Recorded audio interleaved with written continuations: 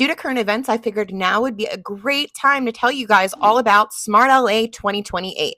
Smart LA 2028 was a plan released in 2019 to redefine and restructure Los Angeles in time for the 2028 Olympics. Smart LA 2028 has many key points, one primarily being the transportation infrastructure to go for a car-free Olympics. Don't just take it from me, however, take it from Ted Ross, the Chief Information Officer of LA. As a 3-time United States Digital City Award winner, the city of Los Angeles has been investing in the infrastructure, the apps, and the data tools to be a globally recognized smart city. But as technology evolves, so our smart city must evolve too. That's why we have developed our Los Angeles Smart City Strategy, known as Smart LA 2028. Check it out here. Key points that they're looking to improve are infrastructure and community engagement, which may be hard since there's no community anymore. Some constraints on this project are funding and budget constraints because infrastructure is very important and very expensive. And piggybacking off that, another hurdle is the aging infrastructure. Much of LA's infrastructure, including roads, bridges, and utility grids, were built decades ago and requires significant upgrades or replacement. They're going to have to replace a lot now. With that comes retrofitting challenges. Adapting existing systems to modern standards is often more complicated and costly than building new infrastructure. How about that?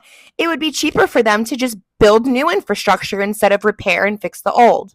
Traffic congestion. A lot of people living in LA means a lot of traffic. I guess it's kind of weird that a lot of people won't be living in LA now. Environmental concerns, because a lot of residents mean high carbon emissions from cars and high water usage, which we know LA is already struggling with the water usage because the firefighters said that there's no water to put out the fires right now. The hydrants are running dry. And as we know, wildfires are a big environmental concern.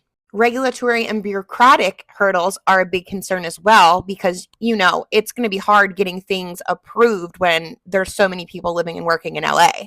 And stakeholder coordination.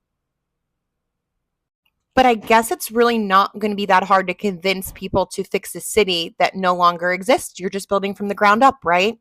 It's hard to get equity and public support because of gentrification concerns. Infrastructure improvements can lead to displacement in lower income communities, creating opposition to certain projects. But I guess there's not going to be much opposition now. And the digital divide. Technological integration, because integrating smart sensors to existing infrastructure is very complex. But again, I guess there's now not much infrastructure to have to work with. And public transit challenges, because with everybody living in LA, converting everybody to public transit was an uphill battle. And project timelines were under constraints because so many people live and work in LA. I guess it's lived and worked in LA. Now that you mention it, I'm actually pretty sure that Lahaina was going through the same thing and faced the same issues, right? What a coincidence.